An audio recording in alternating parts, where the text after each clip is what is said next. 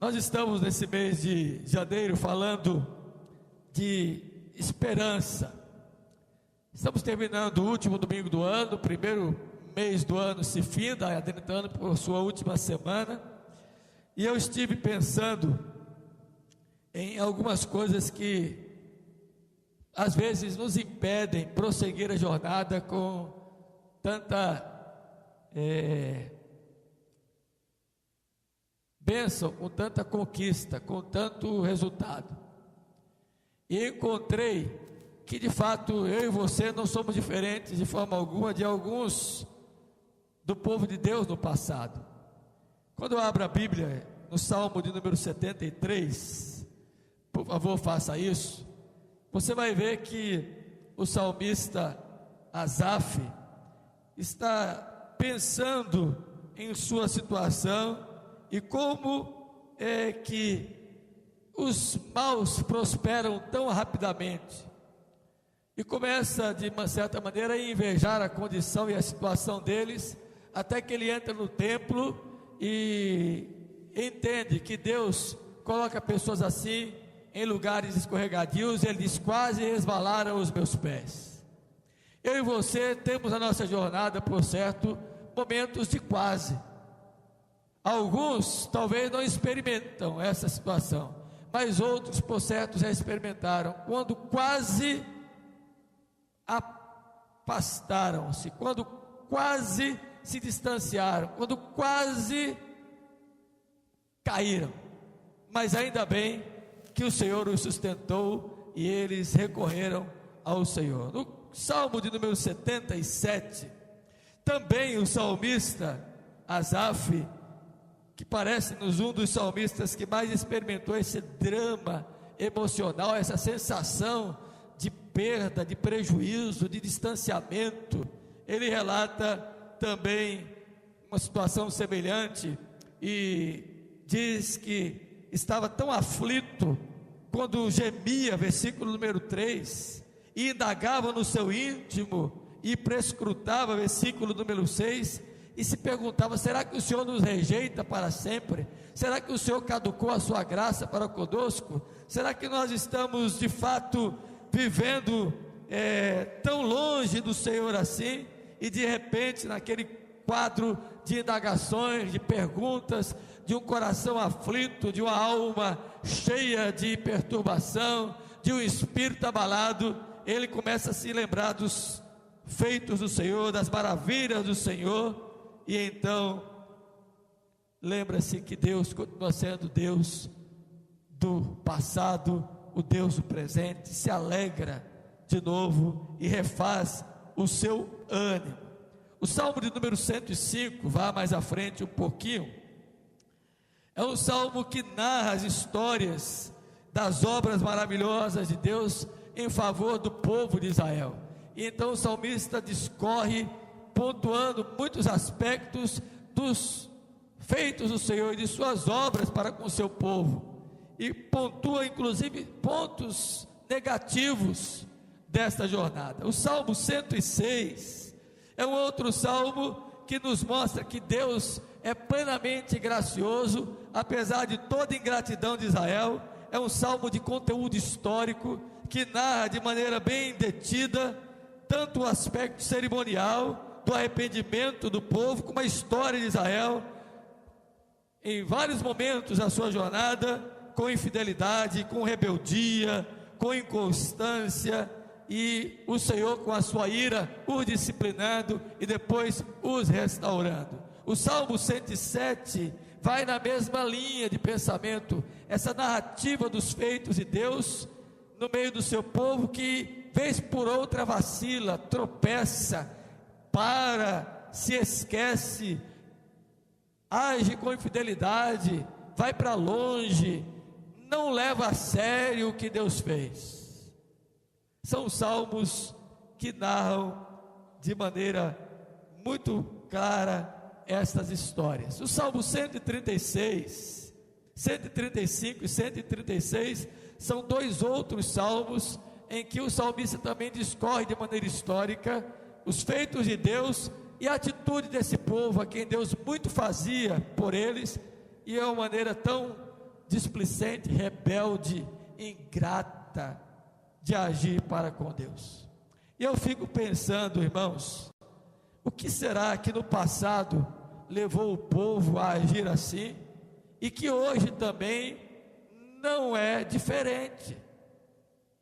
Há muita gente que já contemplou grandes feitos de Deus, há muita gente que já experimentou obras maravilhosas de Deus na sua vida, na vida da comunidade, há muita gente que já presenciou atos portentosos de Deus na sua existência, há muita gente que já contemplou as maravilhas de Deus a seu favor, mas continua na jornada, depois que passa aquela festa de virada de ano, primeiro domingo do ano e tal, termina se esquecendo e volta de novo para o estado em que se encontrava, se distancia, não leva tão a sério a sua vida, não prossegue, mal o ano começou, já estão desanimados, prostrados, cambaleantes, trôpegos. O que fazer?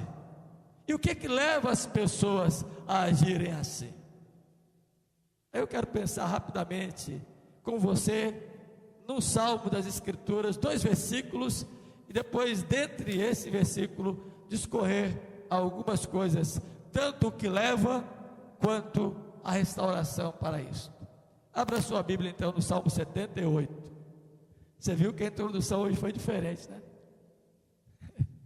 Salmo 78, versículo 11 e 12.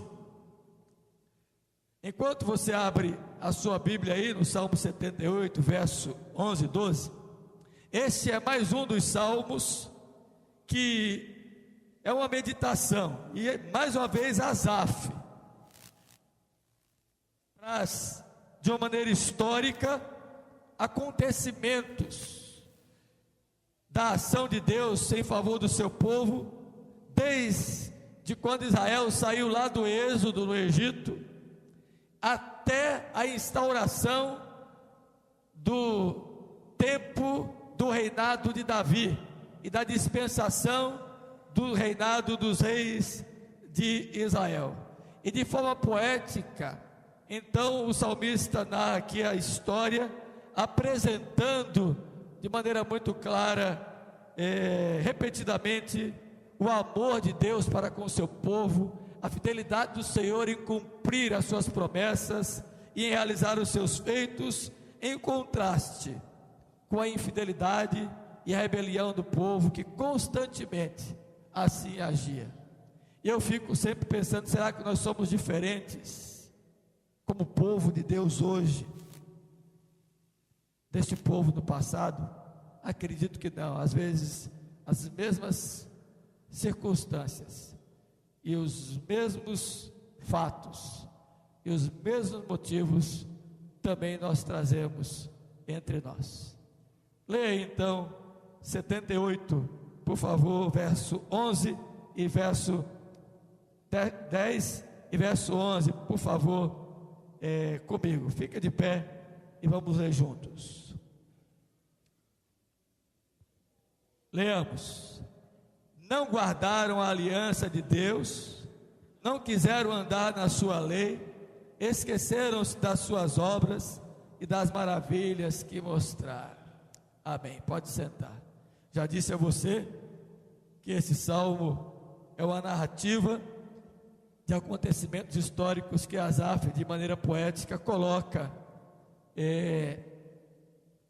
mostrando que o povo de Deus, no momento da sua jornada, não guardaram a aliança, não corresponderam ao pacto de terem sido chamados para serem o povo de Deus, e não guardando a aliança, ou seja, não comprometendo-se, não vivendo os valores dessa aliança de Deus para com eles, o salmista diz: não quiseram andar na lei do Senhor, deixaram de andar conforme o Senhor ordenara, se afastaram dos princípios normativos de Deus para a jornada, deixaram de obedecer e cumprir todos os ensinos do Senhor. E o que aconteceu? Qual foi o resultado? Eles se esqueceram das obras de Deus. É como se tivessem apagado, deletado da sua mente, do seu coração, tudo aquilo que haviam ouvido e visto do que Deus tinha feito no meio do seu povo. E eu fico imaginando que esta figura de esquecimento não era uma questão apenas de amnésia. Por certo, eles estavam se lembrando da história do Êxodo, desde a chamada de Moisés, desde a instituição da Páscoa, desde os momentos em que Deus agiu com as pragas do Egito, ferindo a nação egípcia, a todos que não creram.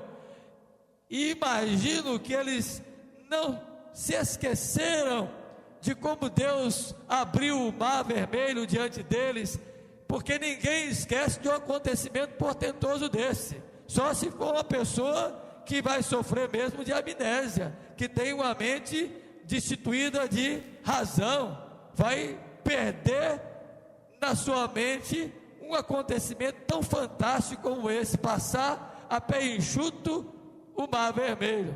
E o que dizer dos anos de jornada ao longo da caminhada no deserto, quando o Senhor os sustentou com o pão, lhes trouxe água, lhes deu abrigo, lhes conduziu com uma nuvem durante o dia, lhes aliviando o intenso calor do deserto, à noite lhes conduzindo por uma coluna de fogo e aquecendo-lhes a jornada, e em cada parada as ações de Deus. Não dá para esquecer. Quando o salmista fala de esquecimento aqui, é de esquecer-se do compromisso com o Deus que realizou estas coisas. Não é se esquecer dos fatos, mas é esquecer-se de viver para o Deus que realizou tão grandes feitos. Irmãos, isso não é diferente de nós hoje. Por vezes, voluntariamente nos afastamos do Senhor e não levamos em conta aquilo que Ele já realizou por nós. E o que acontece? Deixamos de guardar a aliança, deixamos que o nosso querer nos conduza e não mais a lei do Senhor, e nos esquecemos de tantas maravilhas e de tantas coisas que Deus nos fez. É isso que os versículos 10 e 11 estão nos mostrando. Aí eu fui dar uma lida e estudar aqui o Salmo, e alguns comentaristas fazem comentários muito especiais dessa passagem das Escrituras. E um deles, Dr. Meir Perron, um exegeta do Velho Testamento e um dos especialistas, comentaristas dos Salmos e dos livros proféticos, me chamou a atenção com os seus comentários. E eu fui detidamente voltar então os olhos para esse salmo e fui ler e fui vasculhar e encontrei aqui pelo menos 4 situações que podem sugerir a mim e a você, na nossa jornada de 2014 ou na nossa jornada cristã, a nos esquecermos de Deus, a não guardarmos a aliança e a não nos lembrarmos mais de andar conforme a sua lei. E o Salmo mesmo nos mostra, e eu intitulei os 4 Is do afastamento, os 4 Is do esquecimento, os 4 Is do distanciamento. O primeiro deles está aí no versículo 36 do Salmo. Leia aí comigo, por favor. Lisonjeavam-no, porém de boca, e com a língua lhe mentiam. O I da insinceridade. O salmista está dizendo aqui que eles cantavam louvores, inclusive elogiavam a Deus, e da boca para fora ministravam louvores. Mas o versículo também diz: com a língua mentiam. Talvez esse seja um dos graves problemas que nós tenhamos hoje como povo de Deus, e presente, marcando a vida de muitas pessoas, a insinceridade. O povo tinha o hábito de recorrer a Deus na hora da aflição, corriam, clamavam, pediam por socorro, Deus vinha, operava maravilhas, os libertava daquela aflição, e agora livres de todo sofrimento, iam para longe do Senhor. Então não eram verdadeiros, não eram sinceros. Isso acontece muito em nossos dias, onde pessoas só recorrem ao Senhor na hora da aflição, na hora da dor, na hora da angústia, na hora do tormento, na hora da dificuldade. Se lembram que Deus existe, inclusive vem até o templo pedir por oração, vem cantar, vem louvar, mas é só da boca para fora. Quando Deus realiza o ato salvador, redentivo, transformador, vão para longe de novo. Isso reflete insinceridade, queridos, e a insinceridade talvez seja um dos piores dramas do homem do século 21. Talvez seja o maior e mais grave problema do nosso tempo. Depois do advento da globalização, com os sites como o Facebook e outros tantos, onde os relacionamentos se estancam de forma mais verdadeira e se limitam apenas ao sítio virtual. Não estou dizendo que quem tem esses instrumentos sejam todos assim. Eu estou dizendo que há muita gente que apenas se relaciona virtualmente, mas não encara, não coloca olho no olho, não sente o cheiro, não está próximo, vive uma vida falsa, e isto às vezes desemboca justamente no relacionamento melhor e mais precioso que nós devemos ter, que é o relacionamento vertical com Deus, porque quem não é sincero no horizontal, não o será no vertical, pode ter certeza disso. E nós estamos criando uma geração onde vulgarizou-se expressões sentimentais. Já observou que hoje se posta as coisas e coloca assim: fulano que eu amo tanto, Beltrano que eu amo tanto. As pessoas estão amando como se fosse algo vulgar, comum. Nem conhece, mas já posta lá: amo. Eu sou daquele tempo que a gente cantava aquele cântico, né? Nos acampamentos. Foi bom conhecer você. Lembra? Não tem um cântico assim? É Mi maior? Daí. É Mi maior? Eu acho que é Mi maior. Como é? Ajuda aí, dona Silvia.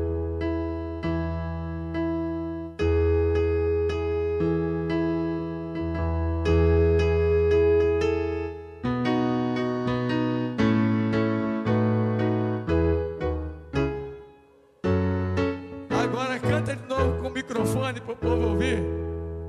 Preste atenção, porque isso faz sentido no que eu quero mostrar para você nesta noite, ou nesta manhã. Quem que diz aí? Sua presença aqui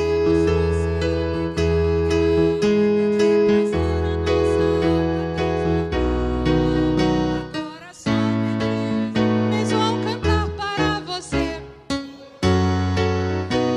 Obrigado. Olha como é diferente. A alma trouxe alegria. Você olha, foi bom ter você aqui. Hoje as pessoas não têm mais esta sensação, esse sentimento. Vulgarizou-se os relacionamentos. Isso tem desembocado na relação vertical. Repito, as pessoas têm tratado Deus de maneira insincera. Olham para Deus e seus grandes feitos só quando precisam dele, e vivem da boca para fora. Não vêm com alegria ao santuário, não comungam com o outro, não adoram a Deus com alegria. Deus só na hora da aflição, só na hora do aperto. Se lembram que Deus existe só quando estão precisando, mas não no dia a dia. Isso é insinceridade.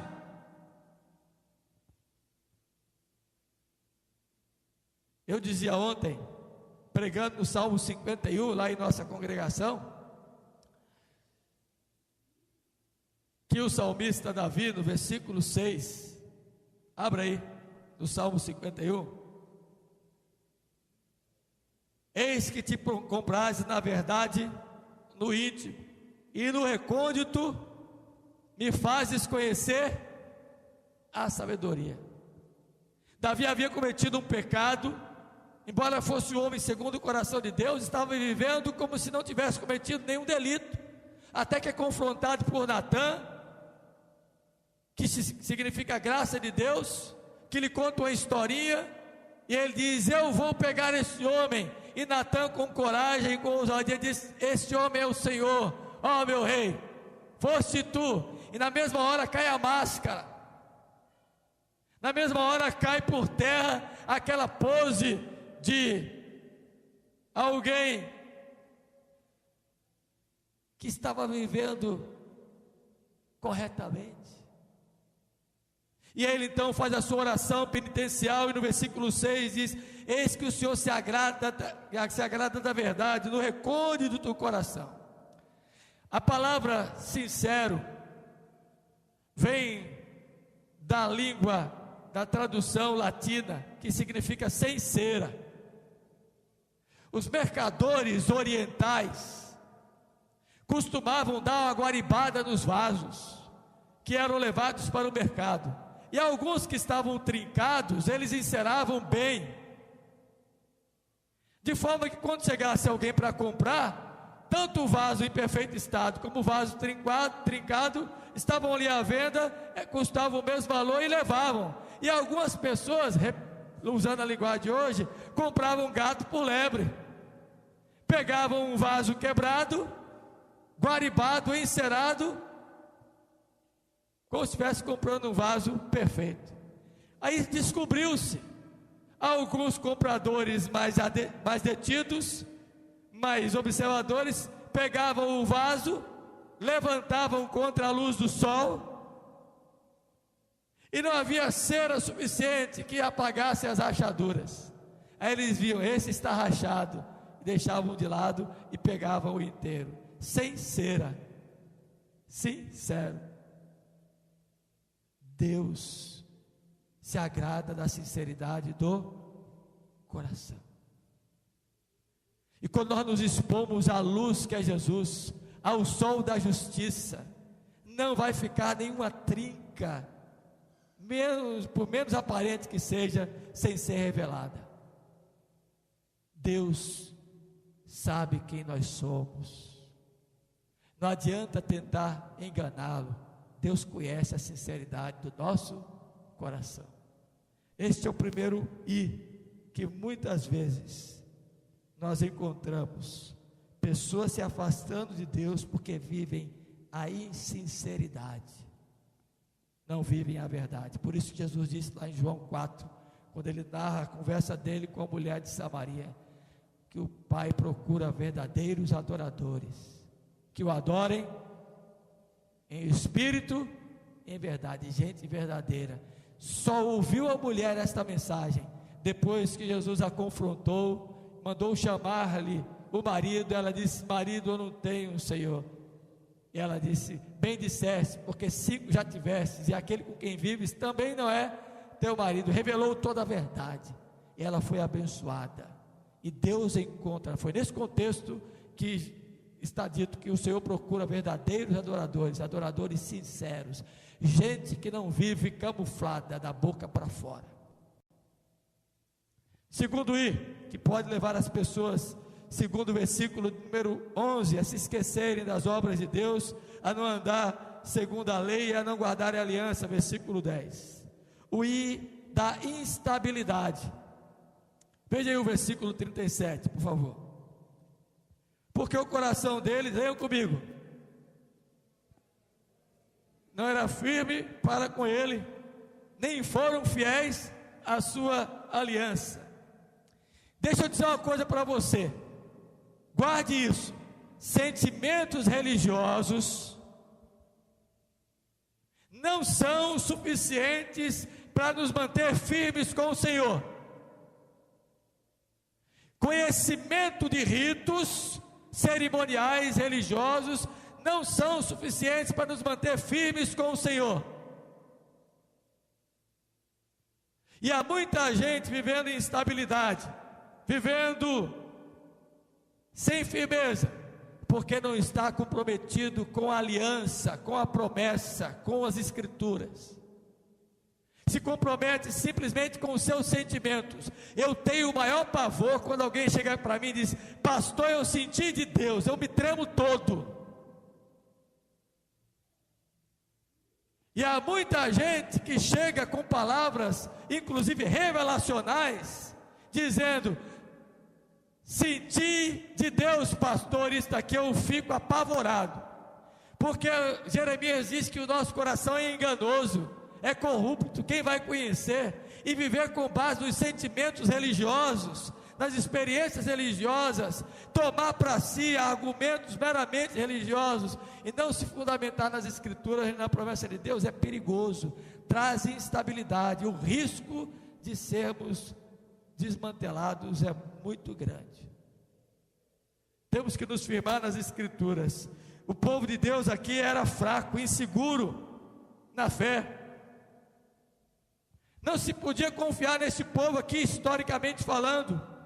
Quando eles estavam enfrentando alguma aflição, voltavam-se para Deus, como eu disse. Quando estavam passando por algum aperreio, corriam para o Senhor. Mas na hora que estava tudo bem, tudo ajustado, não mantinham, não continuavam, não estavam firmes, se distanciavam. Isso é falta de segurança e de firmeza de fé.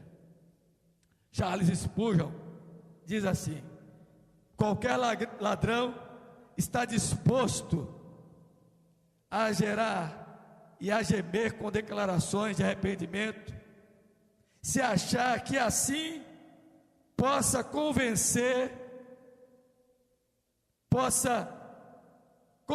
o juiz de soltá-lo de seu castigo. As pessoas que têm choros, lamentações, às vezes podem convencer alguém de que estão arrependidos, mas na realidade são apenas oportunistas. No primeiro momento, não se firmam mais nos caminhos do Senhor.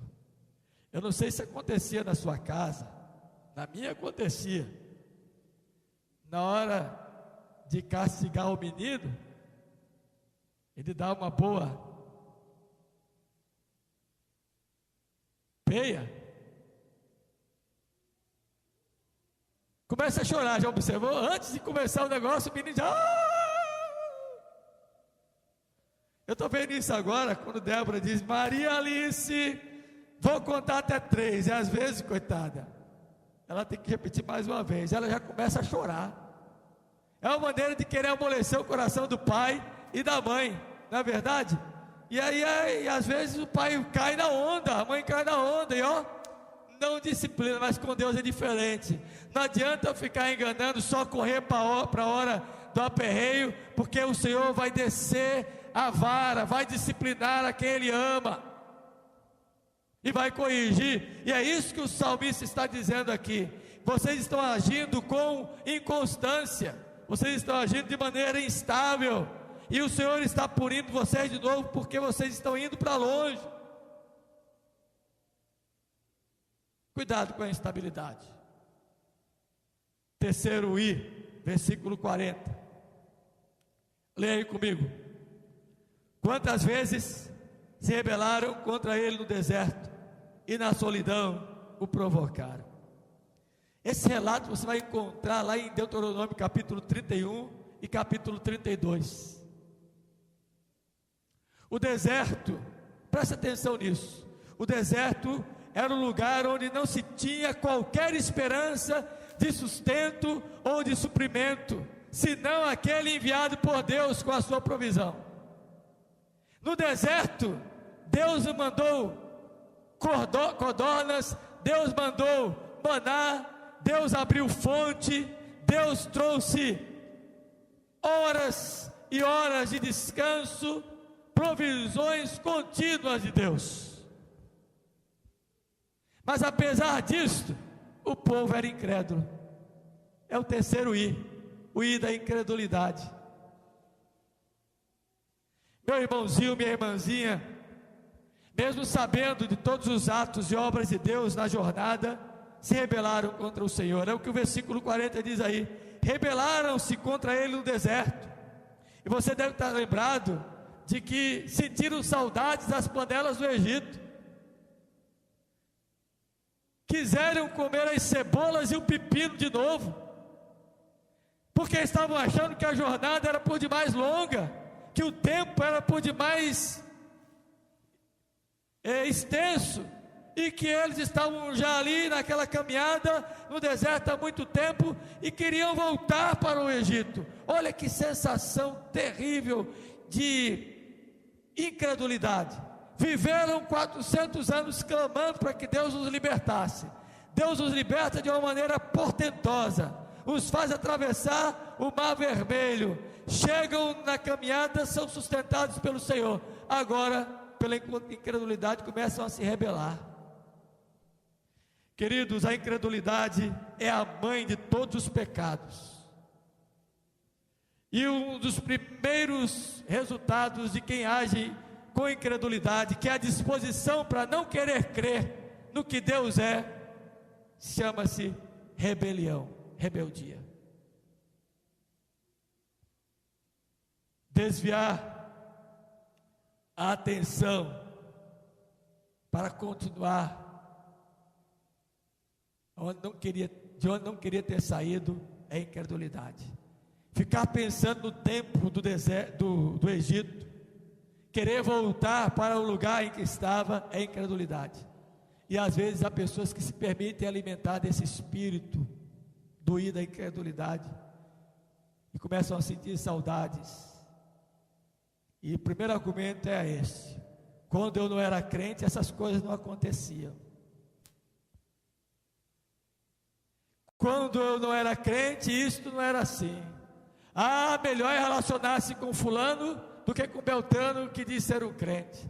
Começa a pontuar uma série de coisas e começa a voltar a mente, o coração, as emoções para o lugar de onde foi tirado de escravidão, que sofreram anos. E agora, só porque a jornada está um pouco mais difícil, começam a questionar, se rebelam contra Deus. Isso não está distante de nós hoje não, meus irmãozinhos. Conheço pessoas que viviam aí sofrendo, clamaram a Deus, Deus os abençoou e hoje estão longe do Senhor, não o servem mais com a mesma alegria. Isso é rebelião. Rebelião não é isso que os jovens estão fazendo em São Paulo não, viu, rolezinho. Rebelião não são essas manifestações como fizeram ontem em São Paulo, nos 460 anos, destruindo tudo. Eu sou de uma geração que rebelião era feita, com a cabeça, quando o governo militar dominava esse país, não é, reverendo Lucas? A gente se rebelava de maneira inteligente, com proposituras, com temas. O que acontece hoje aí é bandidagem, é badernagem. E não adianta via mídia querer encobrir o aspecto antropológico, sociológico do que está acontecendo, e de que isso é o esgarçamento da classe social, que não sei o quê, porque sempre existiu. Jesus disse: os pobres sempre tendes convosco. O problema é que não existe mais princípio, mais lei, mais norma, mais segurança, não existe mais ensino, não existe mais educação, não há mais medo, não há mais temor das autoridades. As pessoas fazem o que querem e fica por isso mesmo, não há punição. Aí se juntam aos bens intencionados que não existem, por isso que eu estou colocando entre aspas, com a bandidagem, acontece tudo isso. Isto não é rebelião, isto aí é baderna. Rebelião é rebelar-se contra a autoridade, rebelião é rebelar-se contra o poder, rebelião é rebelar-se contra os princípios. Isso sim é rebeldia. E quando isso se trava no campo espiritual da nossa relação com Deus, nós corremos sérios riscos de não vermos as coisas que Deus está fazendo. A incredulidade cega. A palavra que aparece aí no versículo 41, olha aí comigo, é o resultado da incredulidade? Tornaram a tentar a Deus. Sabe o que significa essa palavra? Que no original a palavra traz o sentido desafiar Deus a fazer milagres. São aquelas pessoas que começam a brincar de Deus, com Deus. Se de fato o Senhor quer que eu volte, olha só, se de fato o Senhor quer que eu volte mesmo para lá, eu quero que o Senhor faça isso. Aí já diz o que o Senhor quer que faz. E começa a tentar Deus, começa a colocar Deus à prova. Isso significa limitar o poder de Deus, a soberania de Deus em sua vida. E há muita gente se distanciando e se esquecendo de Deus, da sua aliança, das suas obras, porque está vivendo a incredulidade. Esqueceram-se já do que Deus fez e se firmam naquilo que querem que Ele faça. Isso não ajudará em nada em nossa jornada. E por fim, eu quero concluir convidando você a ler comigo o versículo 42, o quarto I. Leia aí comigo. Não se lembraram do poder dele, nem no dia em que os resgatou do adversário. O quarto I é o I da ingratidão. Quando diz aí que não se lembraram do poder dele no dia em que foram resgatados, isso está registrado lá em Êxodo, capítulo 15. Abra aí a sua Bíblia, por favor, e vá até o livro do Êxodo. Você vai ver que no capítulo 15 está a narrativa de como Deus, 14:15, como Deus libertou o povo da perseguição do exército de Faraó e os fez passar a pé enxuto no Mar Vermelho e travou as rodas das carruagens de Faraó e todo o seu exército. Chegaram do outro lado, houve uma música, o cântico de Moisés. Miriam também entoou um cântico, porque viram Deus realizando a libertação. A ingratidão, queridos, é que o salmista está falando aqui no versículo 42, que não se lembraram desse poder de resgate do Senhor, representa o esquecimento total, não do evento em si que os marcou, mas é como se estivessem riscando do calendário o êxodo. E há muita gente que é ingrata, está riscando da sua vida aquilo que Deus já fez por ela, quando deu Jesus Cristo, seu Filho amado, para morrer pelos seus pecados. Não está vivendo para o Senhor com o coração cheio de louvor por aquilo que Deus fez. Quero dizer para você que sua gratidão, sua devoção não pode durar pouco tempo. Como o povo de Israel no Salmo 78 diz, o salmista, que foi tão passageira. Não esperar o plano de Deus para a nossa vida e querer preparar o próprio caminho para trazer soluções para nós é ingratidão. Tem muita gente que acha que Deus está demorando, não amadurece na fé e quer tomar a iniciativa. Isso é ingratidão. Espera um pouco no Senhor e você verá que Deus fará grandes coisas por você. Quero concluir convidando você a ler comigo os versículos 38 e 39. Volte agora um pouquinho. Onde está a solução para que a gente corrija essa insinceridade, esta instabilidade, esta incredulidade e esta ingratidão? Está no próprio Deus. Fica de pé e leia comigo aí o versículo 38 e o versículo 39, por favor. Vamos ler juntos?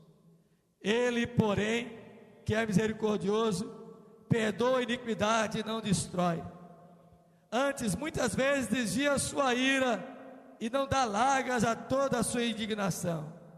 Lembra-se de que eles são carne, vento que passa e já não volta.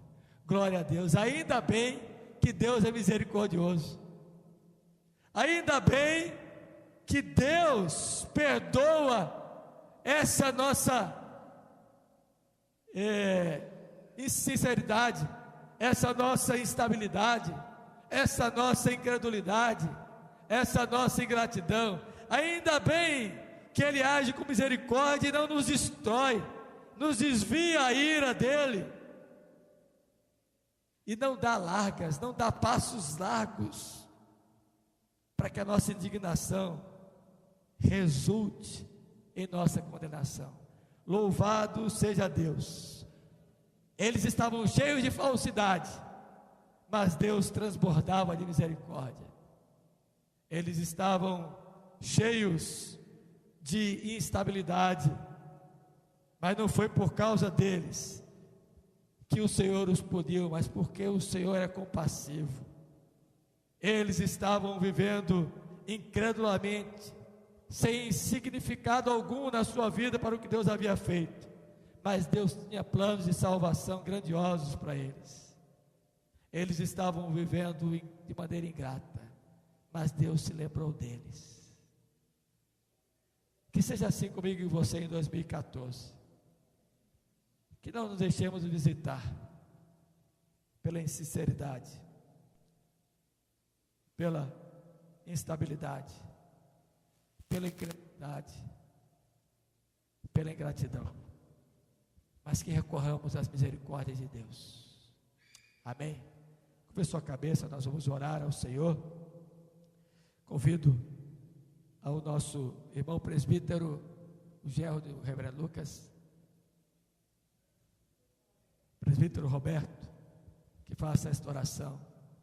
Nós vamos orar, depois vamos cantar o hino Renovação. Senhor Deus Pai, nós te agradecemos, ó Deus amado, por mais esse dia. Obrigado, Senhor Deus, por mais essa oportunidade que o Senhor nos dá de poder estar em Tua casa, Senhor Deus, recebendo a Tua palavra. Nos alimentamos, ó Deus, a Tua palavra. Obrigado, Senhor Deus, por essa oportunidade, porque sabemos, ó Deus, que somos falhos, somos imperfeitos, e mesmo assim, ó Deus amado, o Senhor não tem deixado de nos sustentar, Senhor. Obrigado, Deus, Senhor. não tem deixado de derramar a Tua graça, Senhor Deus, o Teu favor imerecido sobre nossas vidas, ó Deus. Sim, Senhor. Obrigado, porque o Senhor tem sido nosso refúgio em todos os momentos, ó Pai. Oh, Obrigado Deus. por tudo que o Senhor tem feito em nossas vidas. Continue conosco, ó Pai amado, no decorrer desse dia. Perdoe nossos Senhor. pecados, em nome do Teu Filho amado Jesus. Amém. Amém. Abra o seu inário, vamos encerrar cantando Renova-me. Renovação é o hino onde a gente pede forças ao Senhor, o hino onde a gente pede para que Ele nos conceda favor e fortaleça-nos.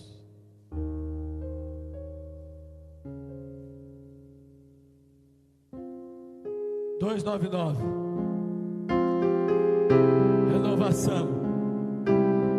Todos nós precisamos diariamente sermos renovados. A graça de Deus e suas misericórdias se renovam sobre nós cada manhã. Por isso não somos destruídos, mas nós precisamos renovar nossa sinceridade, nossa firmeza, nossa confiança, nossa gratidão, para não agirmos de forma contrária. Vamos cantar.